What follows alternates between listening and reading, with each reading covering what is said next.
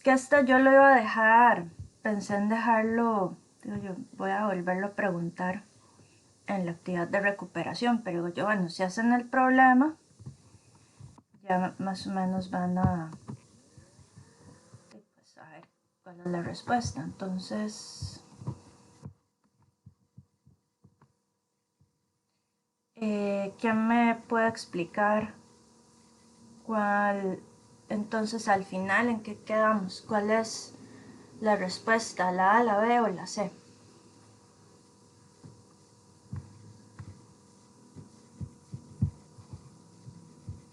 Debería tirar. Yo había dicho que la A. Ajá. Y después de haber hecho el ejercicio de la actividad, ya, ya lo entienden, digamos.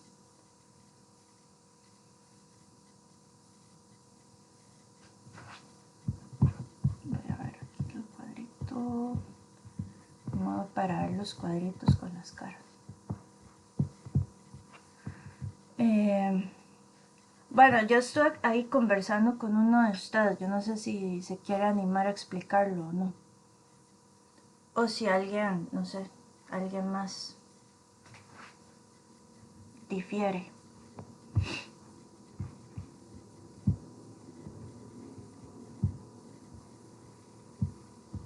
No me oigo, sí me oigo. Profe, ahí yo creo que la respuesta correcta es la C. A ver,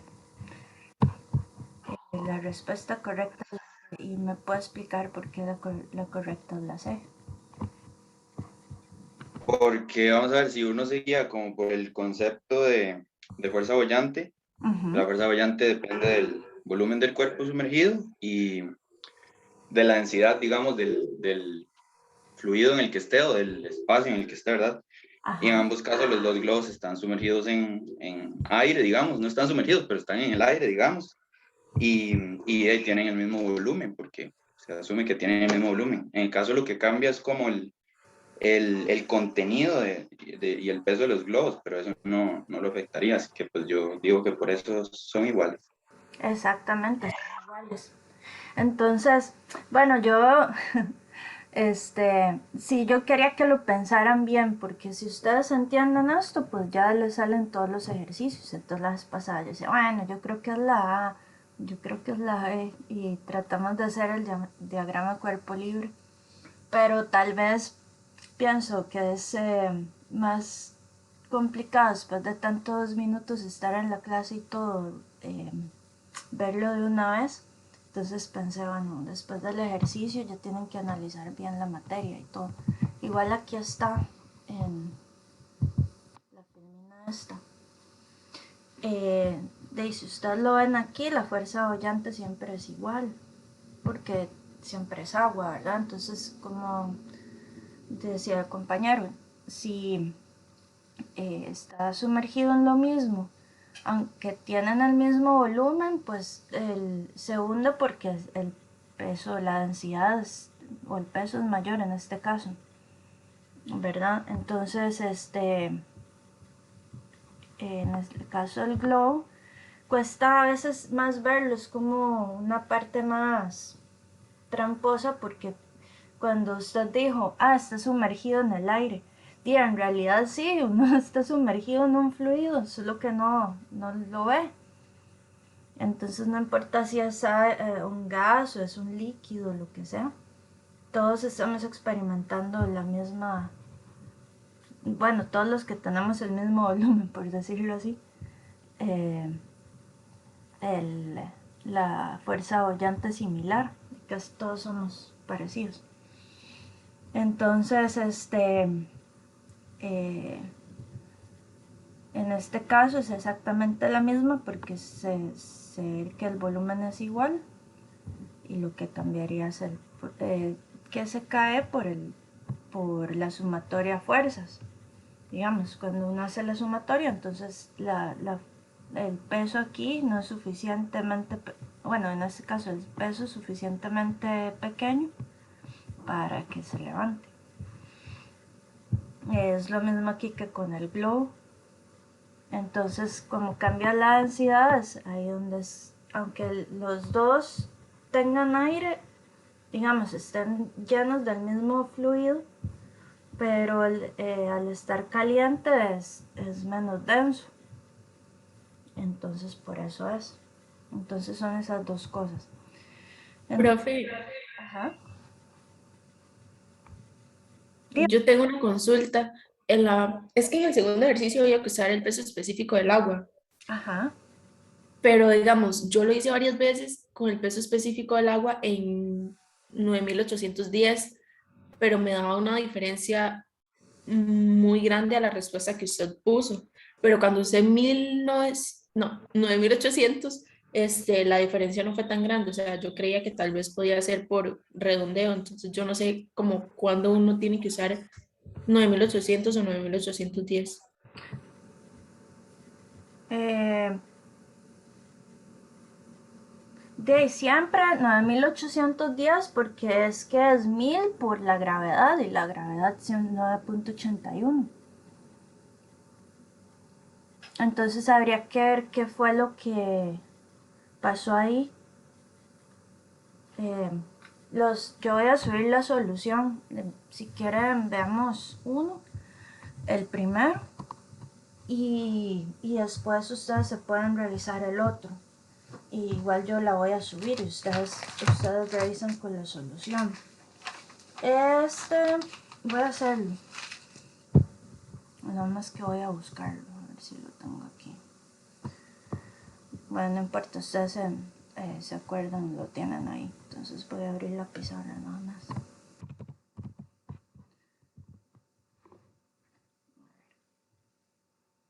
Entonces la idea era que eran dos, por decirlo así, dos cilindros. Uno como, digamos, como con forma de vaso, así, un contenedor. Y el otro era un cilindro sólido. Entonces, digamos, imagínense que esto era un cilindro y lo meto aquí. Entonces están preguntando, ahí es donde viene como la parte confusa, puede ser, de la pregunta que dice a qué nivel flotará el cilindro. Entonces a veces uno puede imaginarse, ok, será el nivel del agua o a qué altura sale o si es desde el fondo. Entonces si ustedes no tienen eso claro, no importa, o sea, hacen los cálculos y van poniendo qué fue lo que encontraron en cada parte. Entonces lo voy a hacer así. Y puede ser que ahí yo vi unos, no, todavía no he subido las notas, tengo que sentarme a subirlas. Pero, eh, digamos, unos encontraron la altura a la que sobresalía el cilindro del agua, otra gente creo que encontró la altura a la que se hundía más bien. Entonces, o sea, no importa, la idea está bien de entender qué es lo que está pasando. Entonces, sí, tal vez lo mejor es que ustedes hagan un esquema en este tipo de problemas y pongan a qué equivale cada altura, no solo como la respuesta, porque puede ser de que estén confundidos de lo que les están preguntando, pero que lo que encontraron no está del todo mal, o sea, sí, encontraron una altura y el procedimiento está bien. Entonces es como más tal vez la comprensión de la pregunta. Entonces, digamos, el cilindro era una cosa como así y tenía otro aquí, después siempre me quedo muy torcido, voy a hacer la regla. Tenían como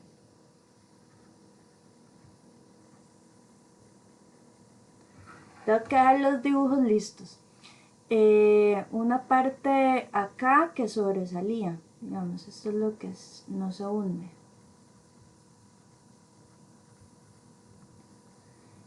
Después de aquí a aquí, tiene una parte, me quedó al revés porque total lo que se hunde es más de lo que sobresale.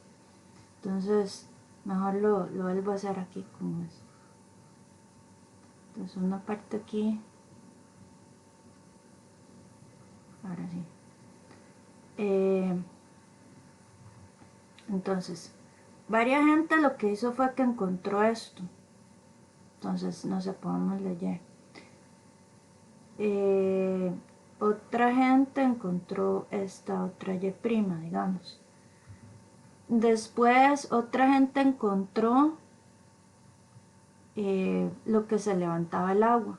Entonces, digamos, aquí era como 3 pulgadas y aquí se levantaba, ¿cuánto era? 1.43 es lo que se levanta. 1.43 es este pedacito de aquí, pulgadas. De acuerdo, entonces, ¿cómo se hacía? Hay varias formas de hacerlo, de hecho. Hay una forma que es por ecuaciones diferenciales y salen 2 reglones. Pero hagámoslo por sumatoria de fuerzas para darlo más fácil. Entonces, lo primero, bueno, era hacer el diagrama de la situación. Entonces lo voy a poner así, achurado como lo que se hunde.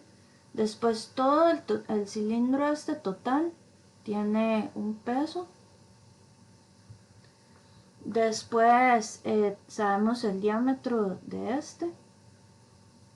Lo voy a poner en diámetro chiquitito y sabemos el diámetro grande. Ay. ¿Qué más sabemos? Sabemos el gamma del fluido. Sabemos la altura original. Vamos a poner H1. Era 3 pulgadas. Después sabemos digamos, las dimensiones de ambos cilindros, digamos, dimensiones. Sabemos vamos a hacerlo aquí, la del cilindro sólido. Tenemos el radio y tenemos la altura. Bueno, eso es más o menos como estamos. Entonces, lo primero que uno hace es sumatoria de fuerzas en Y. Como está estático, ¿verdad? Es igual a 0. Y como esta cosa está flotando aquí, entonces tenemos una fuerza boyante. Entonces, la fuerza boyante menos el peso tiene que ser igual a 0. Entonces, aquí, por concepto, ya sabemos que la fuerza boyante era igual a el gamma del fluido por el volumen desplazado. ¿Ok? Entonces, otra cosa que sabemos es que entonces la fuerza boyante es igual al peso también. Esto sería el peso del cilindro sólido. ¿Ok? Entonces, la fuerza boyante, que es igual al gamma al fluido por el volumen desplazado, es igual al peso que eran, ¿cuánto eran? 80.85 libras. Ok. Aquí lo más fácil es pasar todo a pies. Entonces pasar todo a pies.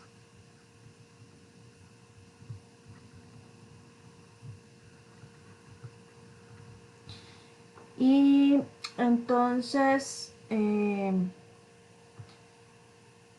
del gamma al fluido al volumen desplazado es igual a 0.85 libras. ¿De acuerdo? Ahora, ¿para qué queremos el volumen desplazado? Entonces, uno lo puede razonar diferente. Yo, bueno, voy a decir una de las formas aquí. Así fue como yo lo revisé más bien, pero creo que esta forma es vacilona de entender también. Entonces, digamos, este es el volumen del cilindro original. Eso tiene que ser igual al volumen del... Voy a hacerlo aquí. del cilindro que se sobresale, y también tiene que ser al que se hunde, digamos, al que, ¿cómo lo pongo? Que se hunde. ¿De acuerdo? Entonces, entonces el volumen del cilindro es igual al volumen que sale más el volumen que se hunde. En este caso, lo voy a resolver como lo hice yo para revisar que es. Voy a encontrar esta gama también. Entonces, el volumen, lo primero que vamos a averiguar entonces es el volumen que se hunde. Entonces, el volumen que se hunde tiene que ser igual al volumen que se desplaza. Entonces, es el volumen desplazado. ¿De acuerdo? Entonces, el volumen desplazado es igual a 0.85 libras entre el gamma del fluido, que eran, voy a buscarlo aquí, 52 libras por pie cúbico. Entonces el volumen desplazado, también hay gente que le dio un poquillo, unos decimales diferentes, porque uno va pasando de ¿cómo se llama? ¿Cómo se llama esto? De pulgadas a pies y todo esto. Entonces aquí ustedes pueden averiguar el volumen desplazado, que aquí aquí sí lo tengo, es 1.6346 por 10 a la menos 2 pies cúbicos. Ok. Entonces el volumen del cilindro aquí ya lo tienen, porque es pi por la r chiquitita al cuadrado por la altura del cilindro. Entonces esta en pulgadas es 2 pulgadas, porque era el diámetro, y estas son 3.75 pulgadas. Entonces todo esto hay que pasarlo a pies.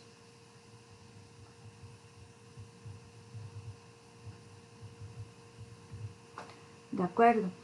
Entonces, aquí entonces lo que uno despejaría sería esta altura que sale de aquí, que sería, yo no sé, pongámosle HS,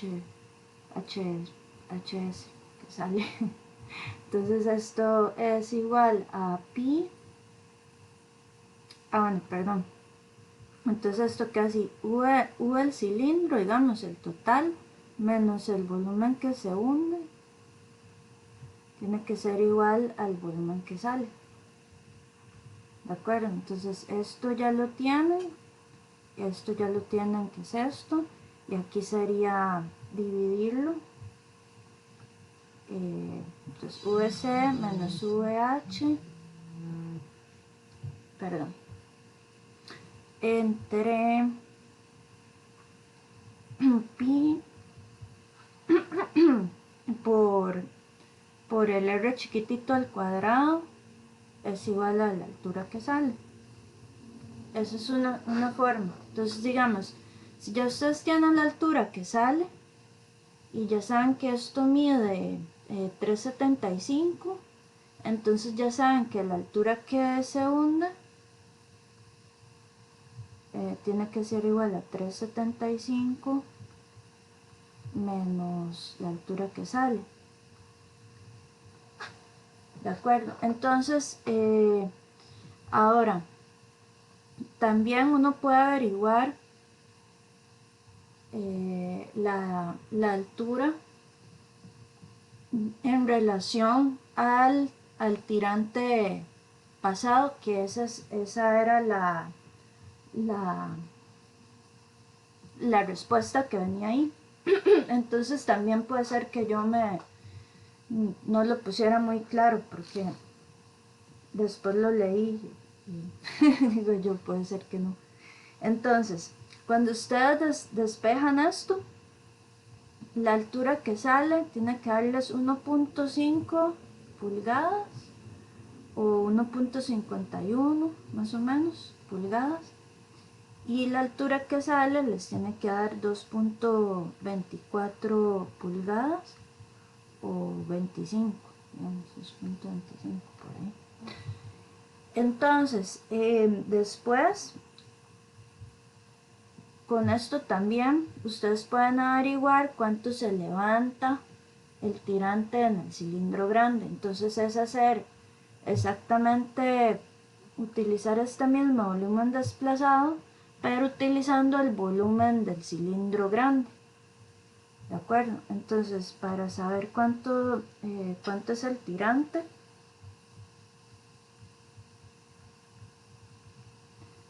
cuánto se levanta, digamos, cuánto aumenta.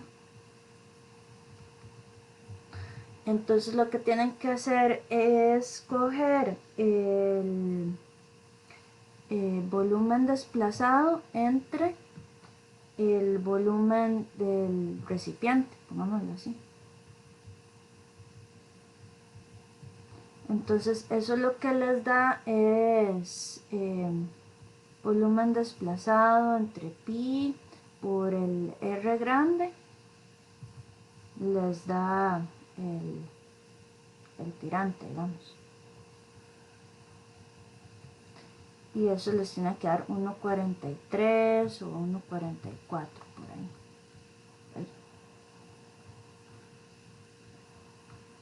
De acuerdo, pulgadas. Entonces, con eso, con ese 1.43 y con la altura a la que, o la profundidad a la que se hundió esto, ustedes dicen que 2.24 menos 1.43 es igual a 0.81 pulgadas. Entonces, ¿qué son esas 0.81 pulgadas? Lo que es, digamos, es lo que se hunde. Si ustedes ven el dibujito que viene ahí, digamos, viene el cilindro aquí y viene un achurado acá. Ese es el 0.81. Es lo que se mete más, digamos, la parte que está debajo de las 3 pulgadas originales del tirante. Entonces, si yo a las 3 pulgadas le quito menos 0.81, es igual a 2.19. Ese 2.19 es la distancia que hay entre lo que está entre los dos fondos del cilindro. ¿De acuerdo? Entonces este es el 2.19. Entonces del puro fondo del cilindro grande del contenedor al puro fondo del cilindro que está hundido, tengo 2.19 pulgadas. Entonces mucha gente llegó hasta el 2.24, pero bueno, está bien,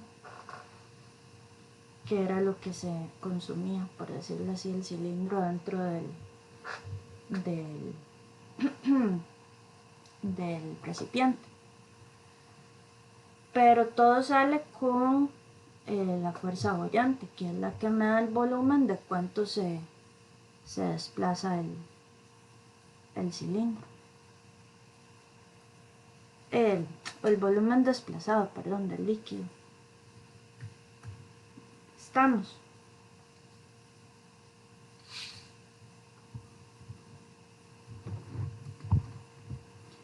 Entonces, con ese mismo concepto pueden revisar el otro que hicieron y yo les subo la respuesta mañana o más tarde.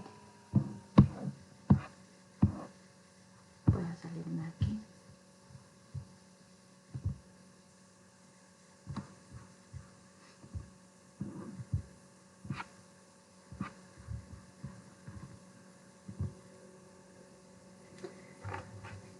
Listo. Entonces, sí quedamos claros con eso, ¿verdad?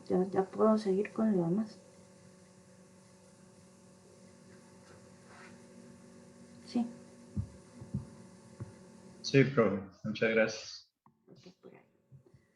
Es que sí, a veces pregunto y pregunto porque me da miedo que no tengo el micrófono apagado o el audio, yo no sé, entonces por aquello. Bueno, vamos a ver. Entonces, hoy, esta es la parte más, digo yo, la más fácil del curso. Es la más, para mí la más tuanis y lo que uno sigue viendo en todos los demás eh, apartados de agrícola, que es la ecuación de la continuidad, que bueno, lo vamos a ver para hidráulica canales y después hidrología y bueno, es muy importante, pero es bien sencillo. Entonces, en esta unidad vamos a ver estas 5 cosas, vamos a ver si nos da tiempo de ver cavitación, creo que sí. Y lo primero que vamos a ver es, vamos a caracterizar el concepto de caudal, o sea, ¿qué quiere decir caudal? Después vamos a ver un método de volumen de control. Vamos a ver la teoría de la ecuación de la continuidad y vamos a ver su aplicación. Y por último vamos a ver el concepto de cavitación. Entonces vamos a caracterizar el caudal. Entonces vamos a tener un símbolo que es este, que se ve también mucho en termo, que es M punto. Entonces M punto es el gasto másico, el flujo másico, el caudal másico, o sea, es la magnitud que expresa la variación de masa con respecto al tiempo en un área específica. ¿De acuerdo? Entonces ese concepto está ligado al área por donde pasa. Entonces, en unidad del sistema internacional vamos a utilizar kilogramos por segundo. En el sistema inglés vamos a utilizar libras por segundo. Entonces, esto se utiliza mucho en termodinámica, en la parte de tuberías, de turbinas. Nosotros lo vamos a ver en bombas y en turbinas. Y entonces la expresión para este caudal másico es la derivada de la masa entre el tiempo. Entonces, o sea, el cambio de la masa entre el cambio en el tiempo, ¿de acuerdo? Y ese es el flujo másico. Entonces, nosotros también podemos expresar esto en unidades de volumen, ¿de acuerdo? Entonces podemos decir el gasto volumétrico, flujo volumétrico, y aquí ya entramos al concepto caudal, Q. Entonces, ese es el volumen de fluido que pasa a través de una sección transversal, por unidad de tiempo. Aquí la rayita se pone para no confundirlo con velocidad. Entonces, el caudal uno puede expresarlo másico como el límite cuando el cambio en el tiempo tiende a cero ¿cómo se llama esto? Del cambio del volumen entre el cambio en el tiempo. ¿De acuerdo? El delta U entre delta T. Entonces,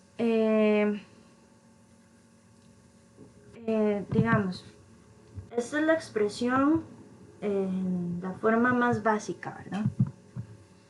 Entonces, uno puede derivar ecuaciones para caudal a través de la expresión original que vimos, ¿verdad? Entonces, lo que puedo hacer aquí es despejar el diferencial o el cambio en el volumen multiplicado por el área entre el cambio en la distancia, ¿de acuerdo? Entonces, ¿qué significa eso? Digamos, yo tengo un tubito, ¿verdad? Con una porción de líquido. Ese tubo tiene un volumen que es todo esto, ¿verdad? Entonces, él tiene un área, o sea, este volumen yo lo puedo descomponer en el área transversal por la distancia a la que yo voy a medir ese volumen, ¿de acuerdo? Entonces, si yo digo Q es igual a V entre T, yo puedo decir que eso es igual al área por la distancia entre el tiempo. Ahora, distancia entre tiempo es velocidad, ¿ok? Entonces, de ahí es donde viene que el caudal es igual al área por velocidad. Entonces, yo también lo puedo poner en la forma diferencial. Yo puedo decir dQ es igual a V por dA.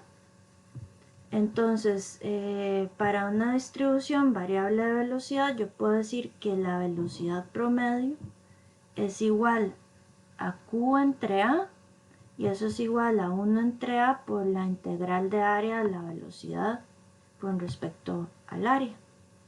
¿De acuerdo? Entonces, es lo que uno llama la velocidad promedio. Entonces, esa velocidad promedio es un promedio ponderado de la velocidad promedio con respecto al área. ¿De acuerdo? Entonces, cuando ustedes dicen que Q, o que, perdón, la velocidad es igual al caudal entre área, entonces esa velocidad que ustedes están sacando aquí, por eso se le pone barra, es la velocidad promedio. O sea, ¿qué quiere decir eso? Que esa velocidad no va a ser dependiendo, o sea, no va a ser homogénea a través del el área que yo estoy analizando, ¿de acuerdo? Entonces, en este caso, digamos que es una tubería, de la velocidad va a ir disminuyendo conforme se acerca a la pared, ¿de acuerdo? Entonces, las sumatorias, yo empiezo a dividir esto en diferenciales de área muy pequeñitos, aquí. Entonces, estas velocidades van a ir cambiando a través de la sección transversal. Entonces, la sumatoria, o sea, la suma de todas esas velocidades chiquititas, eh, integrado, digamos, por la derivada del área, integrado por la, perdón, la integral del área de A, me va a dar la velocidad promedio de todo el sistema, ¿de acuerdo? Entonces, cuando ustedes calculan esa velocidad promedio, eso se usa mucho en hidráulica. Entonces tienen siempre que tener muy claro que esa velocidad promedio se va a dar en algún punto de esta área, pero no en toda el área, ¿de acuerdo? Todas las, digamos, si yo me paro aquí es diferente aquí, aquí, aquí. Aquí el tema es saber en qué parte de esta área se me va a dar esa velocidad promedio, que eso después lo vamos a ver. Pero para que lo tengan en claro que es un promedio, no es la original. Entonces, si yo combino esa ecuación de caudal con el flujo másico que vimos al puro principio, yo tengo que el caudal es igual al área por velocidad, y eso es igual al m punto entre la densidad, ¿de acuerdo? En este caso, el fluido que yo estoy viendo a través de este tubo. Entonces, Perdón, que era M punto. el flujo másico, o sea, la cantidad de masa que pasa por esta área en determinado tiempo. Ok, entonces esta relación ahí ya les queda, ya saben de dónde sale. Ok, entonces vamos a hablar de esa velocidad promedio, que es muy importante. Eso porque, digamos así, en la práctica lo más sencillo es porque, digamos, por ejemplo, que ustedes se van a un río y necesitan hacer un aforo, ¿verdad? Entonces, ¿a dónde ponen ustedes el aparato que mide la velocidad? Porque, digamos, el aforo, o sea, el caudal, a menos de que sea muy pequeñito, uno lo puede medir directamente. Aquí me estoy metiendo un poco más de hidráulica, pero es útil para entender el asunto de la velocidad promedio. Entonces, digamos, ustedes se van a la cocina, agarran un vaso y abren el tubo y ustedes, no sé, una taza medidora de hacer queques. Entonces ya saben que mide 250, no sé qué, miligramos, no sé cómo lo ponen ahí. Entonces ya tienen el volumen que le entra a la taza. Y ustedes abren el tubo y cuentan el tiempo, ya saben, van a saber cuando se llenan, paran el tiempo, dividen ese volumen en lo que duró llenándose, ese es el caudal. Entonces eso es como la única forma directa de poder medir el caudal, ya, o sea, con un tarro. Pero en el campo de ahí uno no puede poner un aparato y llenarlo ya de agua para ver cuánto dura. Entonces lo que se hace es medir la velocidad y medir el área, ¿de acuerdo? Entonces el problema viene aquí de saber dónde pone uno el aparato para ver cuál es esa velocidad promedio, ¿de acuerdo? Porque habíamos dicho que Q es igual a V por A, la velocidad promedio. Entonces, vamos a verlo en dos casos ideales, ¿de acuerdo? Entonces, este primero lo vamos a ver para un flujo laminar completamente desarrollado en una tubería redonda. Entonces, ya se acuerdan qué significaba laminar y completamente desarrollado. Lo voy a volver a recordar nada más. El laminar, ¿se acuerdan que era que fluía en forma, ustedes veían el perfil de las líneas de corriente y todas eran paralelas, de acuerdo? Eso quería decir que las fuerzas la relación entre las fuerzas viscosas y las fuerzas gravitatorias, digamos, predominan más las viscosas, de acuerdo. Entonces, en un flujo de este tipo, en una tubería redonda, la relación de la velocidad promedio entre la velocidad máxima es igual a 0.5. Y esta velocidad máxima se da en el centro de la tubería, ¿de acuerdo? Entonces, ya que ustedes pueden despejar dónde se daría la velocidad máxima, la velocidad promedio, ¿de acuerdo? Después, el flujo laminar en un canal rectangular de un ancho infinito, digamos, la velocidad promedio entre la velocidad máxima es 2 en 2 tercios, sí, que es puro 0.067. Eso viene, no lo vamos a derivar aquí, pero eso se derivó, digamos. Entonces ya ustedes saben dónde van a encontrar la velocidad máxima en su canal y por lo tanto o la velocidad promedio. Y en una tubería redonda, digamos, aquí no vamos a ver canales porque lo vamos a ver en hidráulica, entonces nos centramos en tubería. Para un flujo turbulento, entonces más o menos esta relación de velocidad promedio entre velocidad máxima es igual a 0.79 a 0.86 y esa proporción va a depender del número de Reynolds. Entonces esas relaciones son importantes que las tengan en cuenta y siempre fijarse que no es lo mismo flujo laminar que turbulento. Aquí en el caso de que ustedes tengan que integrar, entonces para que se acuerden, si yo tengo un flujo en un canal, entonces la diferencial del área está dada por W de Y W es el ancho del canal y de Y sería la altura. Y después, si es una tubería, entonces el diferencial de área sería 2pi por R de R.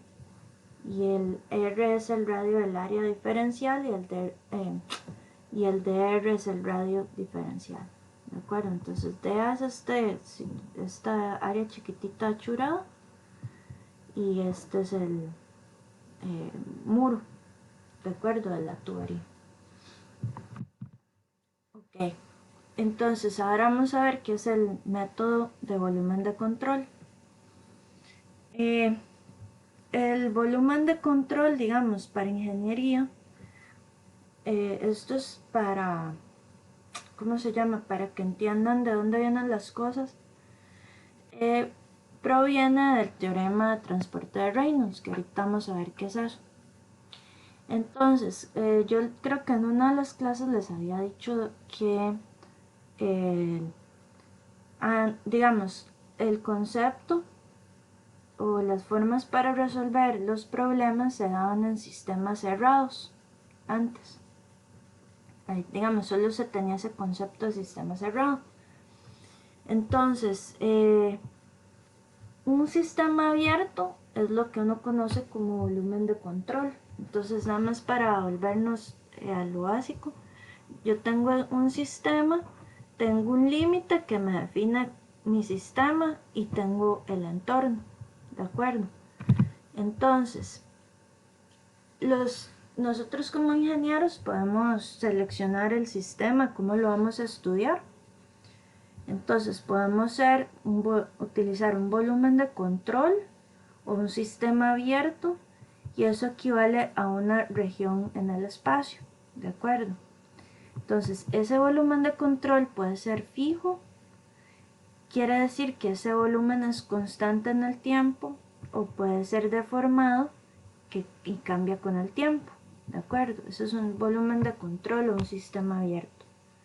Si yo tengo un sistema cerrado, yo tengo una colección de materia fija, ¿de acuerdo? O sea, de nada está entrando ni saliendo ni nada, entonces tengo una masa ahí que no cambia. Entonces, ese sistema puede ser una partícula, que puede ser una cantidad muy pequeña de materia, puede ser un sistema conformado por varias partículas, o puede ser un cuerpo rígido, un sólido rígido, ¿verdad? O un cuerpo con demasiadas partículas, un montón.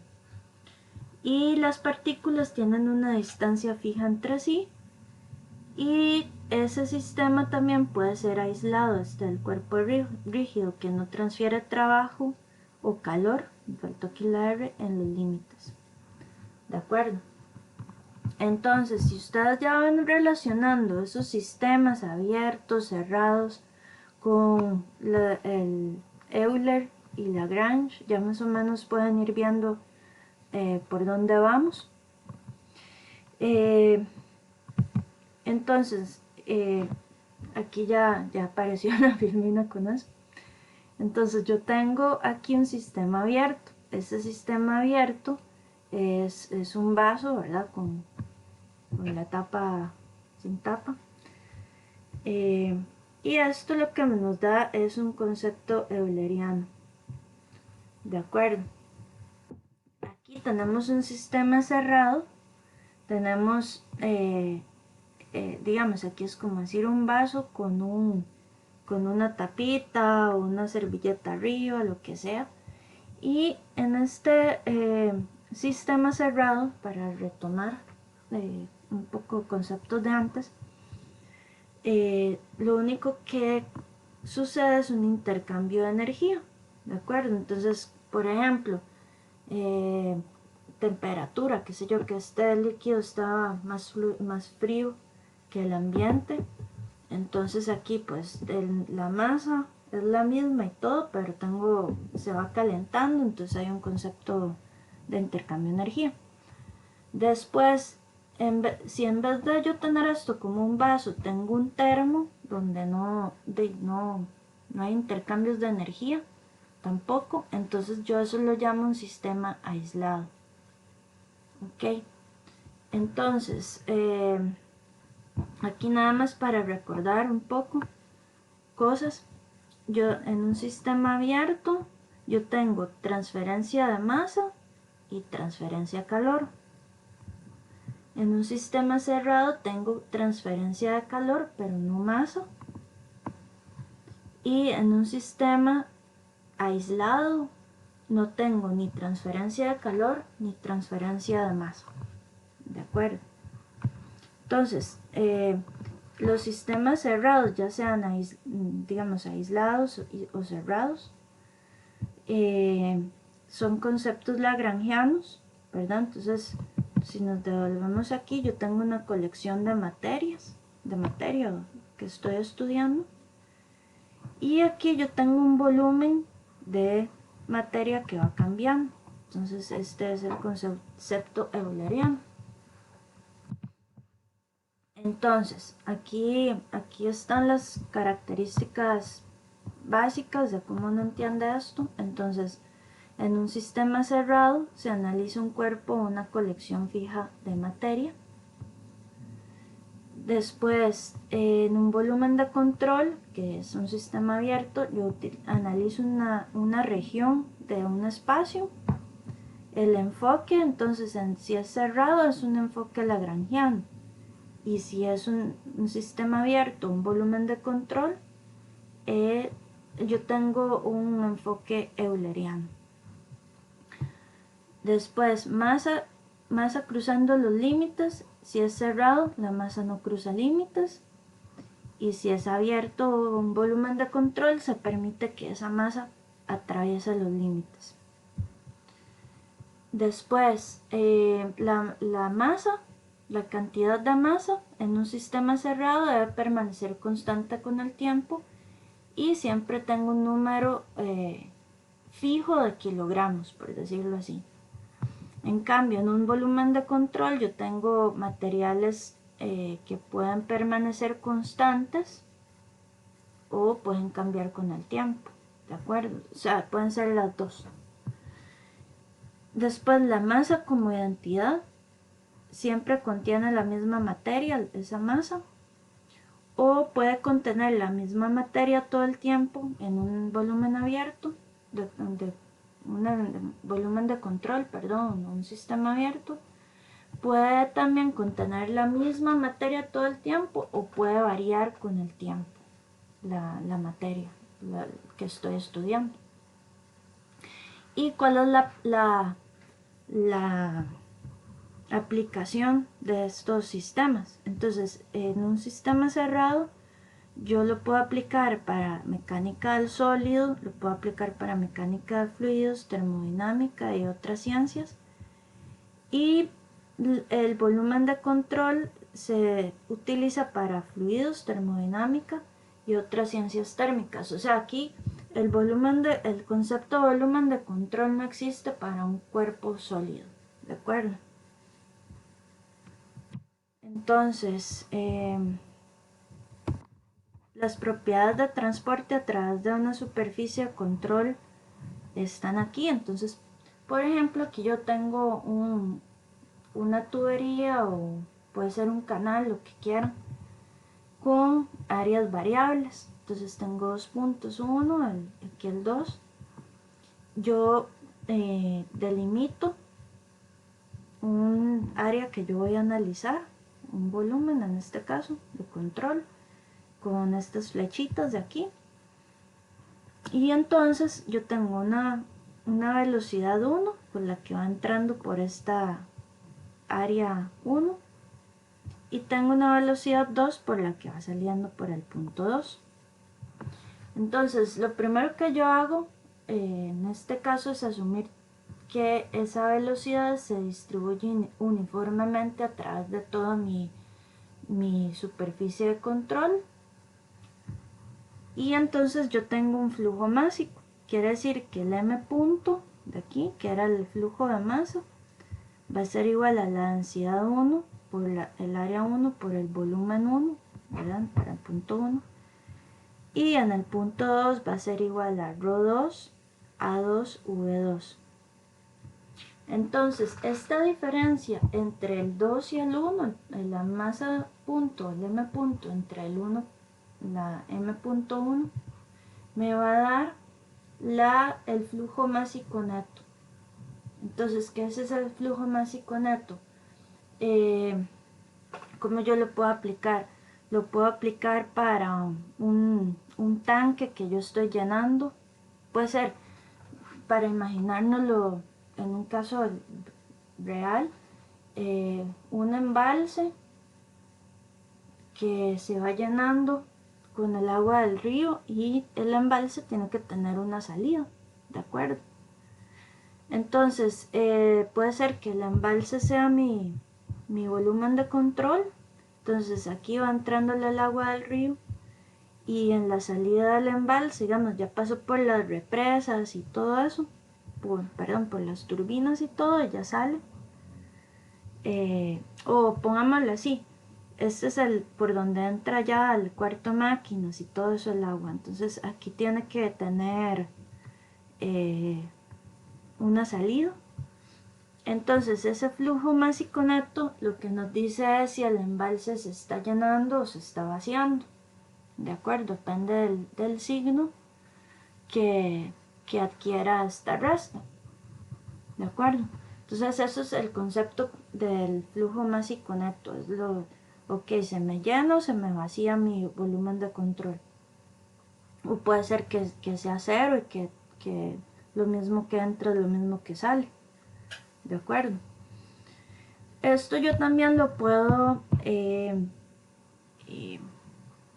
estudiar a través de la velocidad por el área, o sea, como un caudal.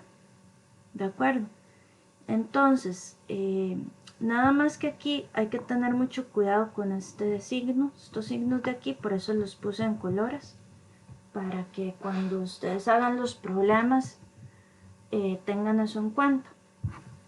Entonces, aquí yo tengo el volumen de control, tengo una velocidad con la que va entrando lo que estoy estudiando aquí, bueno, pongámosle fluido, que yo estoy estudiando aquí y ella tiene una dirección, ¿de acuerdo? El área, digamos, el vector de área va a tener una, ¿cómo se llama esto? Una resultante que es perpendicular a esa área, ¿verdad? Entonces va a ser siempre perpendicular al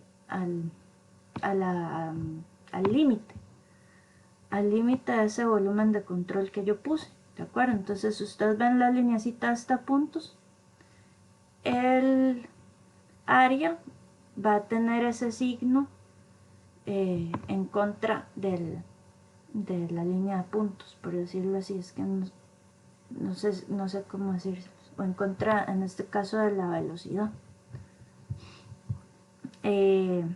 Sí me estoy dando a entender.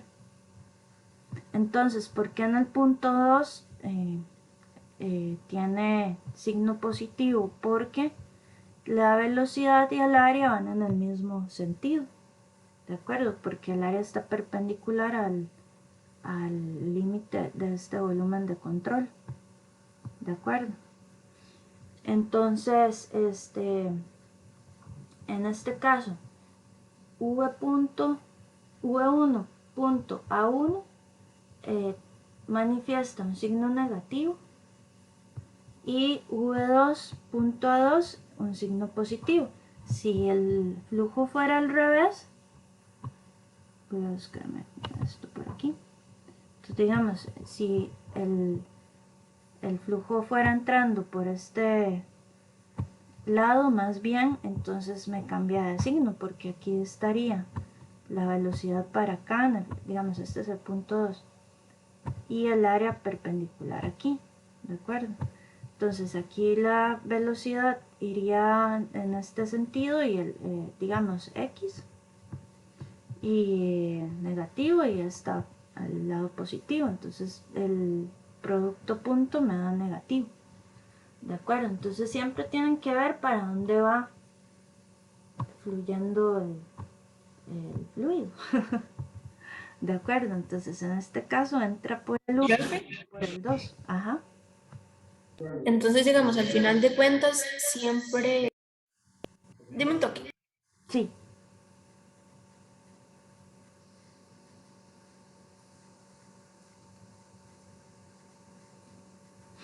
voy a seguir y mientras tanto me pregunto.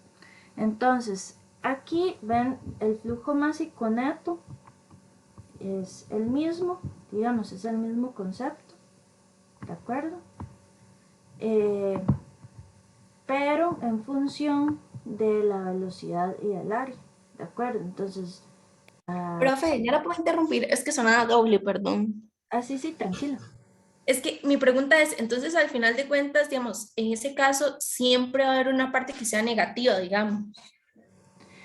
O Es, puede llegar al caso en que las dos, digamos, los dos sean positivos, tanto A1 como B1, como A2 y B2. habría que buscar una situación especial de... Es que a mí no me gusta así como decirlo como una receta porque después al final aparece algo y no. Pero, o sea, lo que en este caso donde entra uno y sale el otro, sí. Si es uno positivo y el otro negativo. Habría que ver si tuviera otra entrada. Porque digamos, aquí lo que nos interesa es el flujo másico neto. Entonces digamos, qué sé yo, que si entra algo por aquí o si sale algo por aquí. ¿De acuerdo? Entonces habría que hacer una por una y ver si, qué le da. No sé si me explico. Entonces ahí es nada más, digamos, cuestión de ir acomodando dependiendo de la salida, digamos, y el área. Y la velocidad siempre va a ir hacia la dirección del flujo, ¿verdad? La velocidad exactamente, siempre va en dirección del flujo. Eh, entonces, sí, exactamente. Aquí también eso depende de dónde está el observador, ¿verdad? Porque en este caso nosotros estamos observando el volumen de control desde afuera. Entonces estamos estudiando este límite de lo que entra y de lo que sale. Entonces no estamos pensando en lo que está pasando de aquí adentro. ¿De acuerdo? Entonces, céntrense ustedes como el observador que está viendo lo que está sucediendo al entrar y al salir, y lo que está dentro todavía no tenemos, digamos, no estamos interviniendo en cuántas partículas hay aquí, ni si cambia la densidad, ni la temperatura, ni nada. Por el momento, entonces, si ustedes se centran viendo esto de afuera, lo van a ver, lo van a ver así, ¿de acuerdo? Entonces, ahora bien, eh, eh, si yo sumo ρ2 por v más, sí, por v2 por a2 más ρ1 por v1 por a1 es la sumatoria de la superficie de control ρ por v por a. ¿De acuerdo? Entonces aquí ven que no tiene signo porque la velocidad aquí está eh, eh, como vector, digamos, no está descompuesta. Aquí sí ya la descompusimos, aquí solo tenemos velocidad en x eh, perpendicular al área eh, total, digamos. ¿De acuerdo? Podría ser de que, como decir, aquí podemos lo más recto. Entonces aquí sería una velocidad en y lo que tendríamos. ¿De acuerdo? Que es perpendicular a esta área aquí. Eso es importante porque cuando ustedes lo hagan por componentes, tienen que ver qué es lo que entra en X, que entra en Y, en Z y así, dependiendo cuáles dimensiones les dan, y hacer el producto de eso. Entonces por eso aquí viene producto punto, porque esta es una velocidad que tiene componentes en, en todas las direcciones. En este caso particular nada más estamos viendo X y Y, digamos un plano, y el asunto nada más está fluyendo en dirección a X, entonces se simplificó así. ¿De acuerdo? Entonces aquí en forma de vector, o vamos a poner, sí, bueno, sí, pongámoslo en forma vectorial. La superficie de control, la sumatoria, toda la superficie de control por ρ, por el vector velocidad por área, es la suma del flujo másico neto, digamos, es ese flujo másico neto. Entonces, si esa sumatoria les da positivo, el flujo másico neto está fuera del volumen de control. Ahorita vamos a verlo con otra imagen. Si la sumatoria es negativa, el flujo másico neto está dentro del volumen de control. Entonces, ¿qué quiere decir estas cosas? Uno quiere decir que la sumatoria del flujo másico se acumula, y otra quiere decir que más bien sale, ¿de acuerdo? Si la sumatoria es 0, entonces ρ por v por a es igual a 0, ¿de acuerdo? Entonces no hay cambios. Entonces, ahorita vamos a retomar más de esto.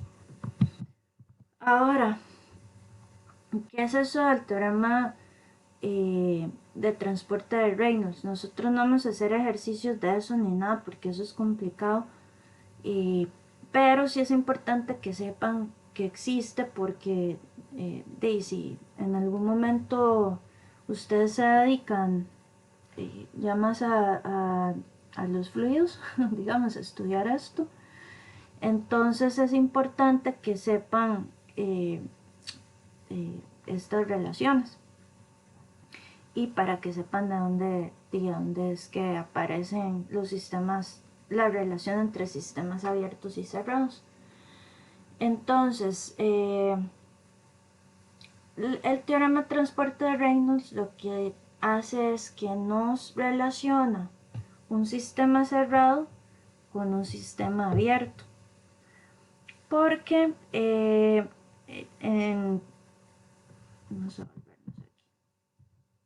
antes de la mecánica de fluidos, ¿verdad?, de que se establecieran todas las ecuaciones y todo, nada más estaban las mecánicas del sólido, ¿de acuerdo? Y en mecánica del sólido solo tenemos sistemas cerrados.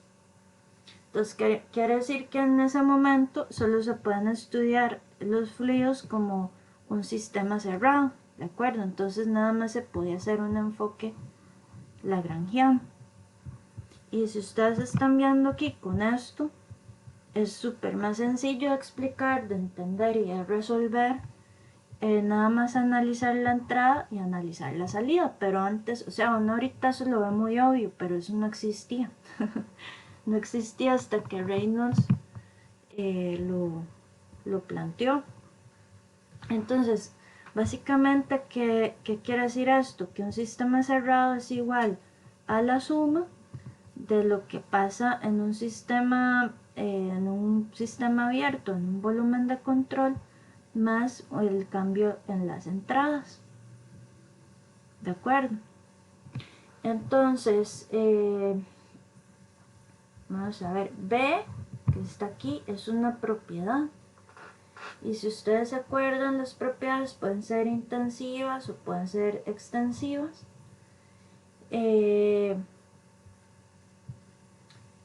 entonces depende cómo sea la propiedad, esta cosa se va complicando más y más, ¿de acuerdo? Entonces, para lograr quitar este diferencial de aquí, este delta de aquí, se pone esto en términos de diferenciales. Entonces dB, que es de la propiedad en el sistema cerrado con respecto al tiempo, es igual a la diferencial de la propiedad en el volumen de control con respecto al tiempo, más el flujo neto de esa variable que estamos, de esa propiedad que estamos analizando. Entonces, esto que está aquí es el enfoque lagrangiano y este es el euleriano. Entonces, para poder resolver esto, yo tengo que transformar esto en un volumen de control, más una superficie de control. ¿De acuerdo? Entonces, para un sistema cerrado, digamos, esto para una versión simple para esto, para un sistema que tiene varias entradas y salidas con propiedades intensivas y una densidad constante, que es lo que nosotros vamos a ver, ¿de acuerdo? Entonces, se manifiesta de la siguiente forma, con esta ecuación. Digamos, aquí la voy a poner ya, la segunda parte ya resuelta, por decirlo así. Entonces, es la integral de rho por b minúscula por dv más la sumatoria del flujo neto o del flujo de masa en la superficie control menos el flujo en 1 y en I, MI y BI de la superficie control. Entonces, ¿esto para qué es? Para cuando ustedes ven ese montón de integrales y todo, es porque ¿de dónde salen tantas? Uno dice si es, no era tanto, pero sí es porque está despedazado para poder entenderse como un sistema abierto. Entonces, por eso es que cuando ustedes ven las ecuaciones básicas de la mecánica de fluidos, se transforman en este montón de cosas. Entonces, ¿qué es la ecuación de la continuidad? Entonces, básicamente es la ley de la conservación de la masa aplicada a un volumen de control. ¿De acuerdo? Entonces, yo, digamos, en mecánica del sólido, yo aplico la conservación de la masa a un sistema cerrado, ¿ya? O sea, la masa no cambia en realidad. Pero para nosotros en mecánica de fluidos, la masa va a estar moviéndose y puede ser de que aumente, que no. Entonces, la ecuación de la continuidad es aplicar la ley de la conservación de la masa en un sistema abierto. Entonces, lo que se hace es que se aplica el teorema Transporter-Reynolds y la masa como una propiedad extensiva. Su respectiva propiedad intensiva es esa masa por unidad de masa, que es igual a 1. ¿De acuerdo? Entonces, así queda la ecuación de la continuidad.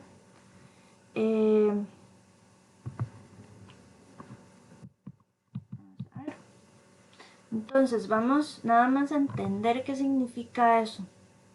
Y después vamos a aplicarla sencillamente a un problema en 2 dimensiones, digamos, o en nuestro caso una dimensión, porque siempre vamos a quitar uno.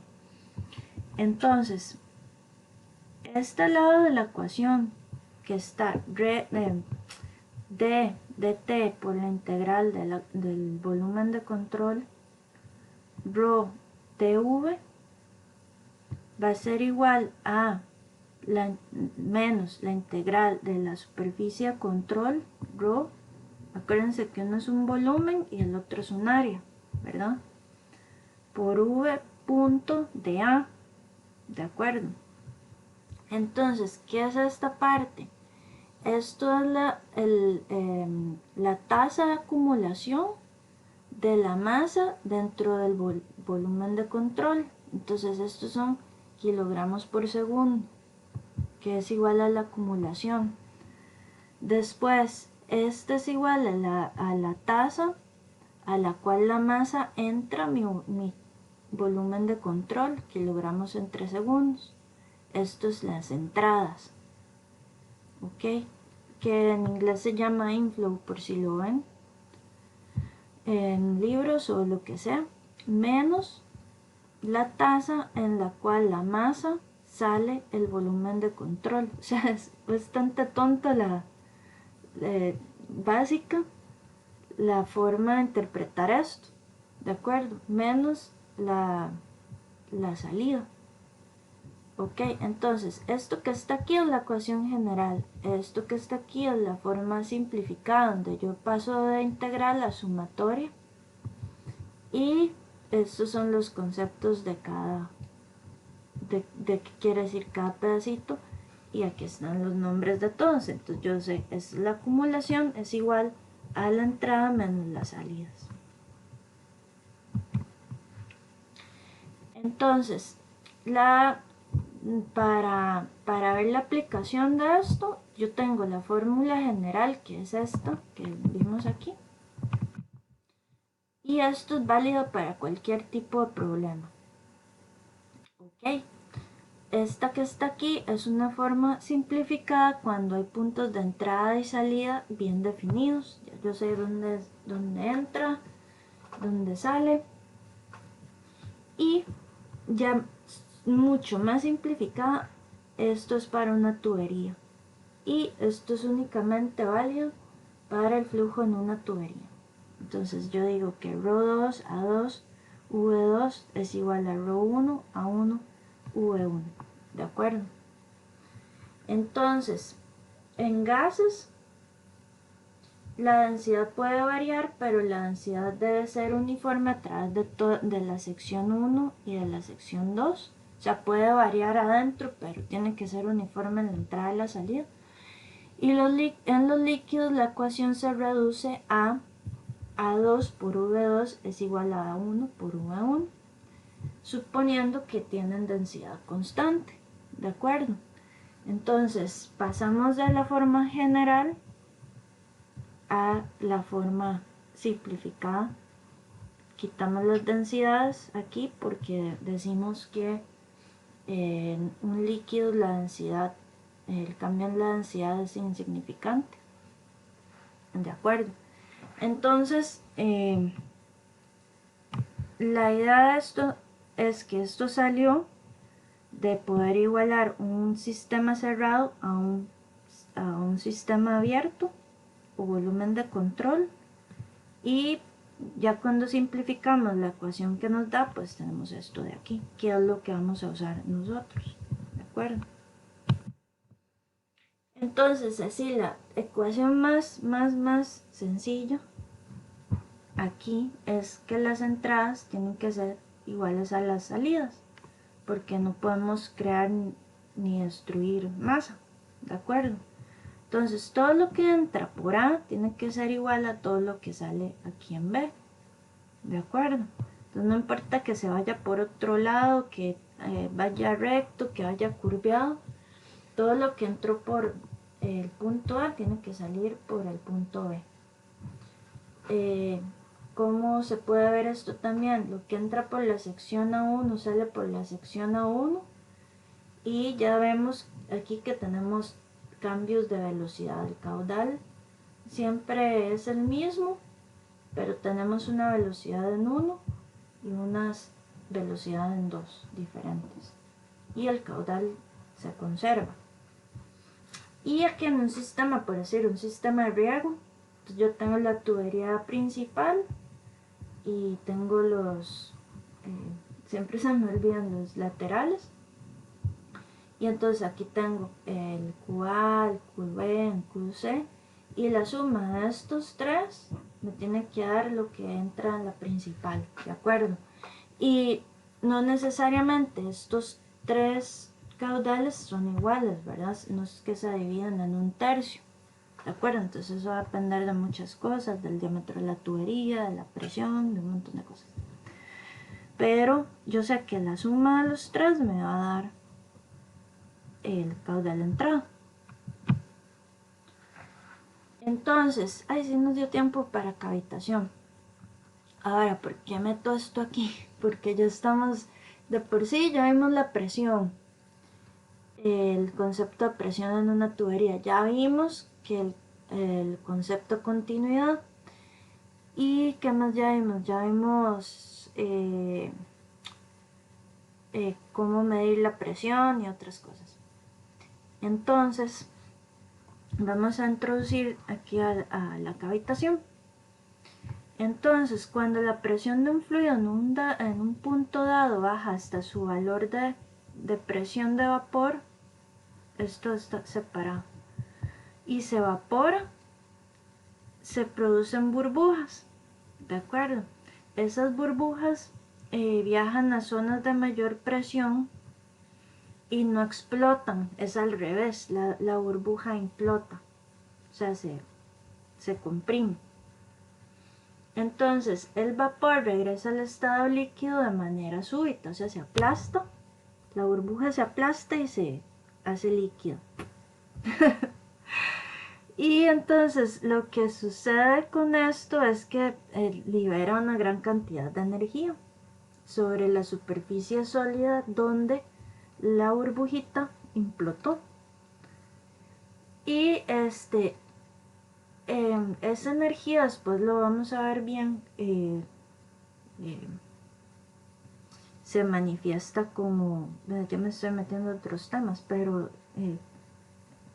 como, no lo voy a decir no, porque me va a meter aquí al golpe de ariete, no lo vamos a ver. Entonces nada más empecemos con las burbujas. Entonces si yo hago un esquema de la presión en esta, digamos que es una tubería, y digamos que se puso aquí una contracción con un huequito aquí, ¿verdad? Entonces pasa el agua por algún motivo, se disminuyó aquí el diámetro, entonces hay una caída de presión, ¿se acuerdan? Porque cuando la velocidad aumenta un montón, aquí tiene que aumentar un montón la velocidad para que pueda pasar la misma cantidad de agua que venía por aquí, para que se conserve la energía y la masa y todo se conserve. Entonces, para que pueda pasar la misma cantidad de agua que viene por aquí, la velocidad tiene que aumentar un montón. Y de hecho aquí ustedes lo ven con las líneas de corriente, todas se pegan, aumenta la velocidad y para que se conserve la energía, entonces tiene que, ¿cómo se llama? La presión disminuir. ¿De acuerdo? ¿Se acuerdan de la ecuación de Bernoulli? Entonces, cuando aquí disminuye la presión, puede ser que disminuya tanto, dependiendo del diámetro de este hueco que está aquí, que llega a presiones menores que a la presión de vapor a la temperatura que viene este líquido. Este concepto es importante para cuando veamos bombas. ¿De acuerdo? Entonces, digamos que entre más disminuya entonces la presión y baje la redundancia por debajo de esta línea de presión de vapor, entonces lo que sucede es que se evapora el líquido que viene aquí. Entonces esas son estas burbujitas de aquí. Entonces lo que sucede es que cuando otra vez se expande el área, digamos, se volvió a expandir a la original, entonces las burbujas esas colapsan otra vez porque sube la presión de nuevo. ¿Ok? Entonces ese colapso de las burbujas es lo que me produce ese fenómeno de la cavitación. Ahora, ¿cómo sé yo la presión de vapor? Yo me voy a tablas y busco cuál es la presión de vapor a determinada altura sobre el nivel del mar y a determinada temperatura y etcétera. Vienen las presiones de vapor según cada caso. Entonces ya verán ustedes que esa presión, digamos, esta línea verde puede moverse para arriba o para abajo de la gráfica en este caso, dependiendo de la temperatura a la que viaje este líquido. ¿De acuerdo? Eso va a ser muy útil para bombas porque entonces yo puedo disminuir este fenómeno de cavitación cambiando la temperatura del líquido, que en casos industriales es muy viable, a los que ustedes estén en un ingenio o no sé, en un lugar donde producen frescos o qué sé yo, ¿de acuerdo? Entonces ahí luego lo veremos en el caso de las bombas, pero para que lo tengan en cuenta. Entonces no es que esta línea de presión de vapor siempre es fija, es que va a depender de las características del flujo, del fluido que va moviéndose por aquí, ¿de acuerdo? Entonces, vamos a decir, ya me adelanté a la filmina. La ebullición eleva la presión de vapor del líquido por encima de la presión del ambiente local para producir el cambio a fase gaseosa, mientras que la cavitación es causada por una caída de la presión local por debajo de la presión de vapor y eso causa una succión. Entonces ya dijimos que la cavitación depende de la temperatura del líquido y ahí variamos la presión de vapor. Entonces vamos, esto fue un artículo que me encontré muy tuanis, que son fotos así en una resolución altísima y la tomaron a una velocidad gigantesca, entonces lograron captar la burbujita. Entonces aquí está en el esquema, aquí está digamos que esto ya después de que pasó por aquí, pasó por la contracción, entonces se hizo la burbuja. Entonces ya después de que pasa por la contracción, ya siguió su camino y otra vez se expande el diámetro, ¿de acuerdo? Entonces lo que le va a suceder a la burbuja es esto de aquí, se va a ir aplastando hasta que llega un momento en que la burbuja implota. Cuando implota, esto produce una energía fuertísima, digamos un efecto muy fuerte. Es como de un jet, digamos, de agua, como que ustedes tuvieran esas lavadoras de presión, ¿verdad? Entonces ustedes ven que tira un jet como un chorrito. Entonces ese efecto jet aquí me va a causar un daño en las paredes, ¿de acuerdo? Y aquí están pues los resultados de después de la cavitación. Entonces digamos aquí la burbujita se partió en dos, se dividió de un lado, una de un lado, otra del otro, y produce micro jets, por decirlo así, todavía la división de la burbuja. Entonces no es solo la implosión, es como el efecto secundario de la implosión me produce, aunque menor, pero me produce aquí un daño. Entonces bueno, aquí está como la gráfica con cuánto bajó la superficie del que estaban analizando esto, y este es el efecto después de que ya se produjo todo el efecto de la cavitación, digamos, el resultado. Entonces así se ve en la vida real, digamos. No, esto no quiere decir que pasó digamos en un segundo, por decirlo así, sino que este es el resultado de exponer una pieza, en este caso esto es una turbina, una bomba, al efecto de cavitación por muchas horas, ¿verdad? Entonces muchas horas de trabajo bajo cavitación me despedaza totalmente el material. Entonces nosotros no queremos eso. En el caso de hidráulica no queremos eso. A veces sí queremos cavitación. Entonces vamos a tener cavitación en varios tipos, digamos, cavitación acústica, que son ultrasonidos, y cavitación hidrodinámica, y eso se utiliza para producción de químicos, de cambios químicos y físicos en aplicaciones de procesos industriales. Entonces la que más se utiliza es la cavitación mediante ultrasonidos, y esto se utiliza mucho en la industria alimentaria y en los bioprocesos. Yo no sé si ustedes han escuchado, principalmente a la gente que le interesa adelgazar sin hacer ejercicio o eliminar celulitis sin dejar de comer grasa. Entonces hay una propaganda ahí que hay unas máquinas de cavitación y le ponen eso a uno ahí, le explota la grasa y todo eso. Entonces, bueno, ahí ustedes pueden hacer su propia investigación a ver si es cierto o le están metiendo uno el gato por liebre, ¿verdad?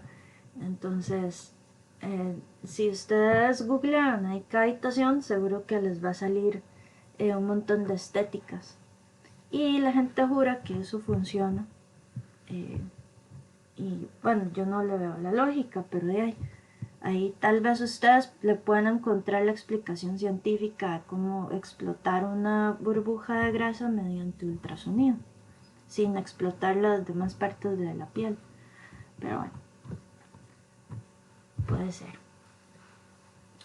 Después, otro fenómeno de la cavitación es para el tratamiento de aguas.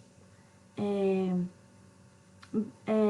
porque digamos mejora la digestión anaerobia, ayuda a desgregar los lodos y esta sí se aplica a romper las células de las bacterias que están ahí y para desinfectar las aguas. Después para eliminación de contaminantes emergentes, desinfección de aguas y depuradas para su reutilización. Entonces esto lo vamos a calcular porque lo podemos calcular, el punto de cavitación se llama. Podemos encontrar ese punto donde se va a producir cavitación y esto lo vamos a ver cuando damos la parte de bombas. Pero ya lo introdujimos aquí. Y bueno, aquí les dejo las referencias y de lo que vimos hoy en la presentación. Y vemos que este tema es muy fácil, es muy bonito porque es lo que vamos a aplicar en la mayoría de clases después de este curso en ingeniería agrícola. Entonces ahí les dejo la inquietud de la cavitación.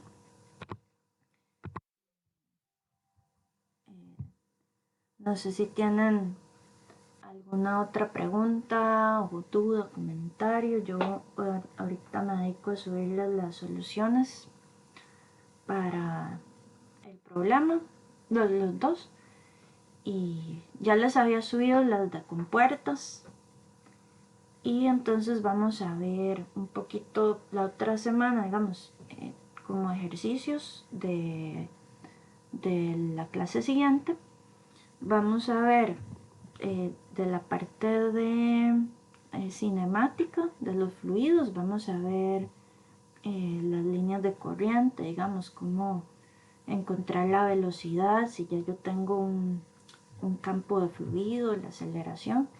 De esos vienen en un par, creo, o tres, en la presentación pasada de la unidad 4 de la 5.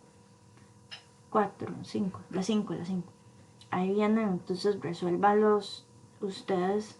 Ahí ya viene todo hecho, pero entiéndanlos. Les voy a dejar uno de esos y les voy a dejar uno Bernoulli, que es súper sencillo, y otro de la ecuación de la continuidad. Entonces, no sé, los puedo dejar irse ahora. Ok, profe. Está bien. Gracias. Pura vida, entonces, Perfecto, muchas profe. gracias. Muchas gracias, de verdad. Gracias, profe, hasta luego. Pura Bueno, vida. Nos vemos profe, la otra semana, gracias. si Dios lo Gracias, permite. profe, hasta luego. Chao, Hasta luego, profe. chao, Chao, profe, hasta luego. Un placer. chao, igual. Profe, disculpe, yo tengo una consulta. Dígame. Pero es de estadística, no importa. No, no importa. Nada más a ver si no es Bueno. un enredo. No, en realidad es con base en la actividad de la otra semana de recuperación. Es que quería mostrarle una cosa, nada más para verificar si estaba bien. O sea, voy a dejar compartir la pantalla. Sí.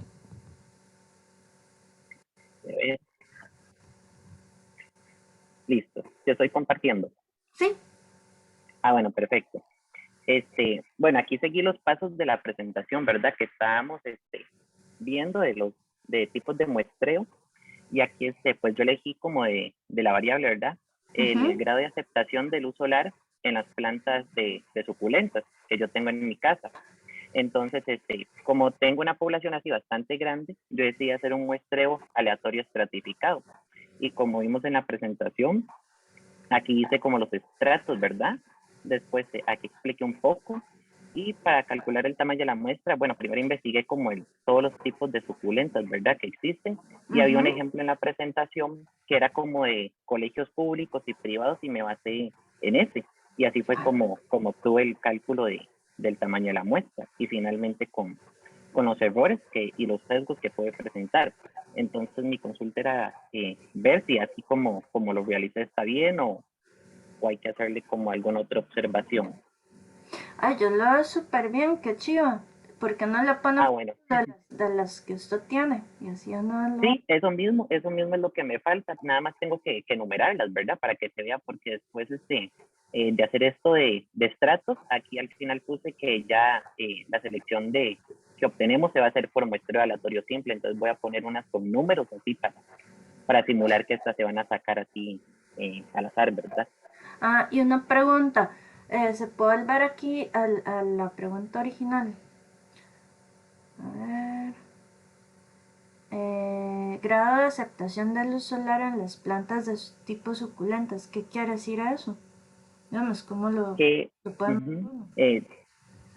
Digamos que es como el rato o el tiempo que una planta puede estar en el sol, ¿verdad? Entonces, digamos, aquí en esto de hojas, dependiendo de la categoría, ¿verdad? Cuánto es como lo que pueden recibir de luz solar, porque dependiendo de la categoría hay unas que reciben más, otras que no.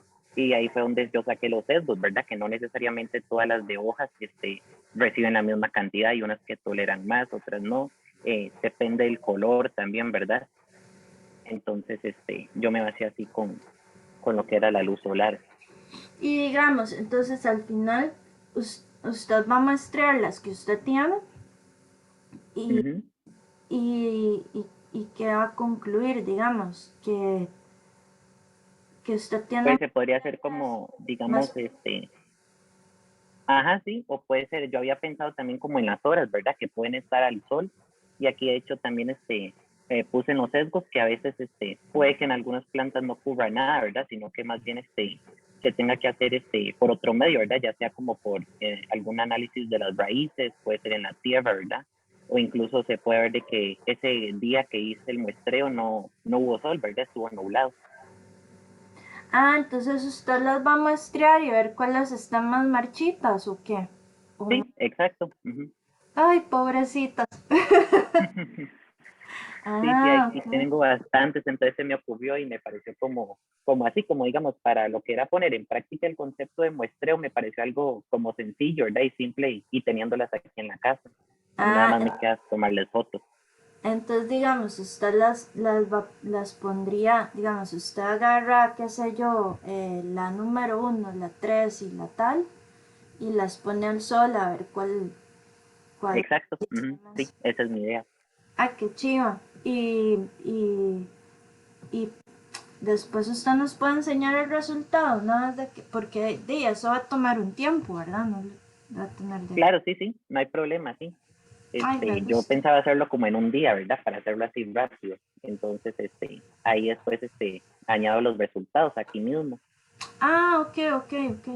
En un día entonces se puede ver daños.